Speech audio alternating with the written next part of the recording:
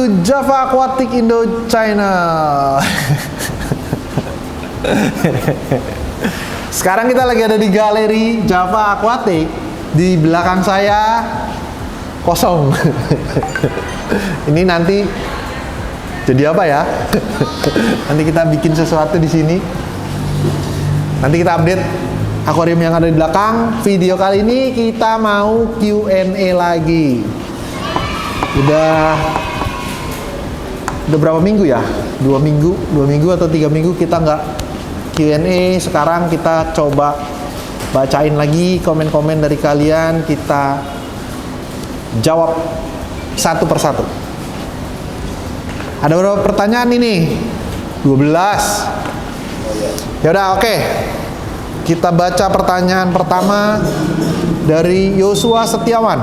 Halo, mau nanya, apakah green hair alga di atom ataupun dinos membantu menurunkan fosfat dan nitrat? Karena sumber makanan mereka kan fosfat dan nitrat serta cahaya. Thanks. Oke, thank you Om Yosua. Alga hijau, setahu saya iya, dia bisa mengkonsumsi fosfat dan nitrat sebagai sumber makanannya. Tapi setahu saya enggak buat diatom dan dinos. Jadi apa sih? Gue selalu nggak pernah bisa baca itu. Jadi dino itu dia malah terjadi kalau fosfat kalian 0. Biasanya kalau kita pakai yang makro itu kita kedetek 0, tapi padahal dia masih ada 0, sekian berapa ppm. Cuman kalau sampai dia benar-benar 0, lama-lama terjadi dino. Itu setahu saya, berarti dia nggak mengkonsumsi fosfat karena dia ada saat fosfat kalian itu nggak ada. Terus di atom juga kayaknya dia nggak makan fosfat dan nitrat deh. Di atom itu terjadi karena adanya silikat. Dino juga dia ada silikat, bisa terjadi dino juga. Intinya gini, kalau misalnya kalian itu, kalau dia mau menurunkan fosfat dan nitrat, sebaiknya amannya tetap pakai makro alga. Karena makro alga itu dia lebih cepat mengkonsumsi daripada si green hair alga. Kalau green hair alga itu ya dia makan tipis-tipis lah. Cuman itu biasanya dikonsumsi sama ikan-ikan. Dia suka tuh jenis-jenis botana, dia akan makan ikan-ikan jenis ya terutama botana lah yang herbivore, dia lebih suka makan green hair alga. Cuma kalau di atom sama dinos itu nggak membantu, karena ya itu tadi yang saya bilang, dia nggak makan, dia nggak ada fosfat, dia malah hidup. Terus udah gitu dia lebih kayak adanya silikat di tempat kalian. Cuman kalau misalnya kalian mau buang dino sama itunya di atomnya, karena itu mengganggu buat koral tuh nggak suka dengan adanya dino sama itu, mengganggu lah. Itu kalau mau buang dino sama si di atomnya itu, kalian bisa pakai yang buat ngikat silikat. Bisa ada karbon. Mungkin dulu ada yang bisa ngikat silikat, apa ya namanya? Saya juga lupa deh. Saya lupa. Cuman itu bisa diikat untuk dibuang. Oke, thank you Om. Pertanyaannya Om Yosua. Next, Kenzi Rafael Chen. Om Ponto, cycling itu berhasil biasanya dilihat dari mana? Parameter apa yang menentukan? Jika tidak sesuai dengan parameternya, apa yang harus dilakukan? Ikan dan koral, kalau dimasukkan parameternya harus bagaimana? Mohon advice-nya. Thanks sebelumnya. Nah, ini kita ini sering sih kita bahas ini. Thank you Om Kenzi. Cycling itu berhasil biasanya dilihat dari mana ya? Cycling berhasil dilihat dari kalau isinya bagus. Isinya bagus, nggak ada yang mati dan semuanya happy, itu berarti cyclingnya bagus, cyclingnya berhasil. Terus parameter apa yang menentukan? Jadi gini. Nah, saya nggak mau ini saya ceritain. Jadi biasa kita cycling itu kurang lebih kan 21 hari sampai 30 hari lah. 30 hari di mana nitrogen cycle itu baru terjadi di hari ke-21. Jadi biasanya kita butuh amonia untuk jadi sumber makanannya si bakteri aerob. Jadi bakteri aerobnya numbuh, dia dapat amonia, dia buang sampahnya jadi nitrit. Ada bakteri aerob juga yang makan nitrit, dia buang sampahnya jadi nitrat. Nah, saat ada nitrat, bakteri anaerobnya akan mengkonsumsi nitrat. Jadi yang grafiknya kita udah sering ngomong tuh, dari amonia naik, dia menuju turun, nitritnya naik, dia menuju turun, nitratnya naik, dia menuju turun. Saat amonia udah nol, nitritnya udah nol, nitrat fosfatnya udah terkontrol, udah low, kita akan lebih gampang untuk saat kita masukin koral-koral, kita akan lebih gampang untuk ngontrol dia tetap di bawah. Kalau misalnya nitratnya masih tinggi, terus kita udah masukin si koral dan ikannya, itu kita akan kesusahan nanti saat nurunin fosfat sama nitrat saat biotanya udah penuh. Karena si biotanya sendiri dia itu produksi fosfat dan nitratnya juga. Jadi kayak sampahnya ikan lah, sampah ya kotoran-kotorannya biota itu akan keluarin nitrat, fosfat, dan amonia.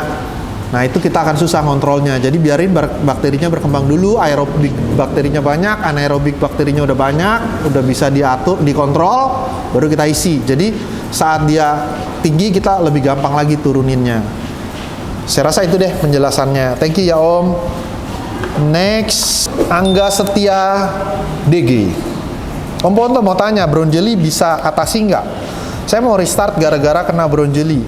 Maaf, Edi. Maaf Edi, ternyata cyano bukan brown jelly. Cyano kita bisa atasin, kita punya produk Cyano RX. Ini dia. Kalian pakai, ikutin sesuai anjurannya. Saya lupa berapa minggu sekali dipakainya, berapa liter water change-nya. Cuman cyano itu bisa hilang pakai produk ini. Dari produk Blue Light. Ini. Oke, next. Mario Jonathan. Koponto, gimana sih cara nurunin nitrat dan fosfat bersamaan? Posisi sekarang nitrat saya di 20 ppm dan fosfat di 0,25. Tiap hari udah dosing Nopox dan pakai Rawapos dan Vivaria Fosfat Guardian yang dibeli di Java. Makasih, salam dari Manado. Salam Om Mario. Ya memang cara nurunin fosfat dan nitrat, kalau kita biasanya sih pakai Nopox. Jadi ya kuncinya ya itu sih sebetulnya. Jadi biasanya kalau kita tuh buat nurunin fosfat dan nitrat, kita tekan dulu nih apa aja yang bisa memproduksi si fosfat nitratnya, kita tekan dulu. Jadi kita tekan dulu nih yang bisa memproduksi si fosfat sama nitratnya, kita tekan dulu. Kita kurangin dulu nih, misalnya kita kurangin dulu jumlah ikannya, jangan terlalu banyak. Terus mungkin makanannya kita takar dulu. Terus udah gitu si koralnya juga sama, kita tahan dulu, makannya juga jangan terlalu banyak. Kita siapin deh media bakteri yang bisa bikin anaerobik bakterinya tuh banyak. Misalnya kita tambahin dulu nih si media bakterinya. Terus udah gitu kita dosing lagi bakterinya setiap minggu. Dosing bakteri udah banyak banget deh.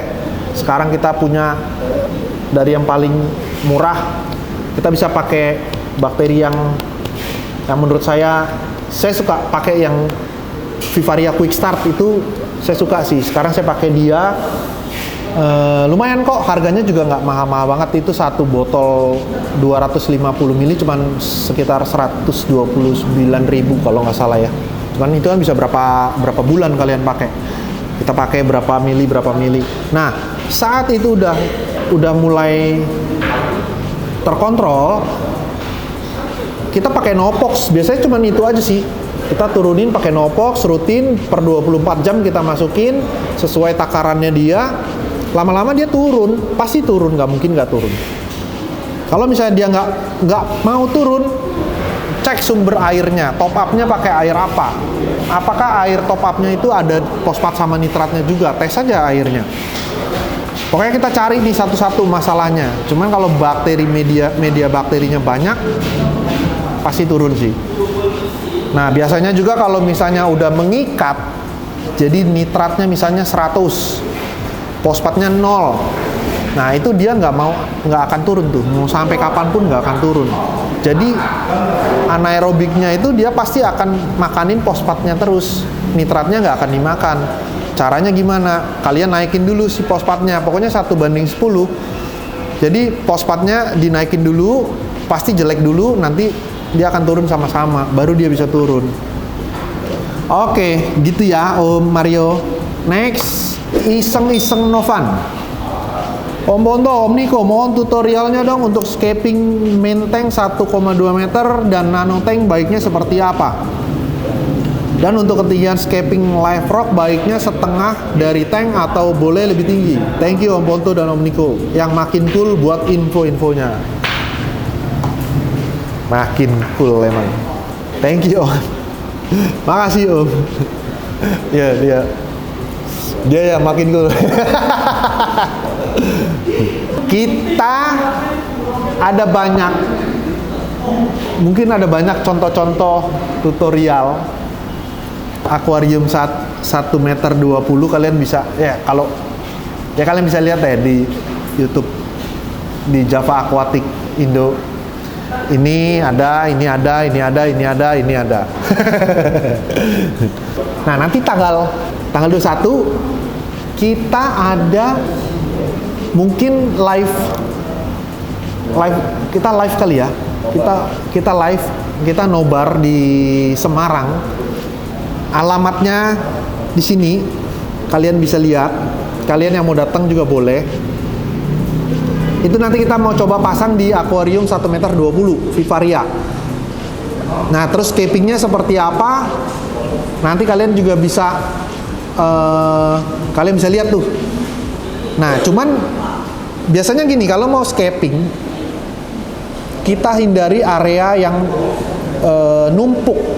Biasanya kalau dulu kita scaping, biasanya akuarium di belakangnya kita tumpuk batu-batu tinggi kayak tebing turun ke bawah. Nah, area itu biasanya nggak kena sirkulasi tuh, sirkulasinya nggak bagus tuh di daerah situ. Akhirnya nitrat itu selalu tinggi terus karena airnya nggak sirkulasinya nggak bagus. Jadi kalau sekarang itu biasanya kita kayak belakang tuh lebih kosong, jadi lebih di tengah aja biar semua aliran airnya, arus airnya tuh lebih bener. Jadi nggak ada area dead spot lagi. Kita hindari dead spot area yang bisa bikin kira-kira ada air yang nggak bergerak di situ. Sebenarnya lebih ke sana sih itunya. Cuma kalau masalah tinggi boleh-boleh aja. Tergantung kalian tuh mau di atas mau pakai koral apa di atas, mau setengah dari tank atau boleh lebih tinggi, itu bebas aja sih, nggak ada masalah.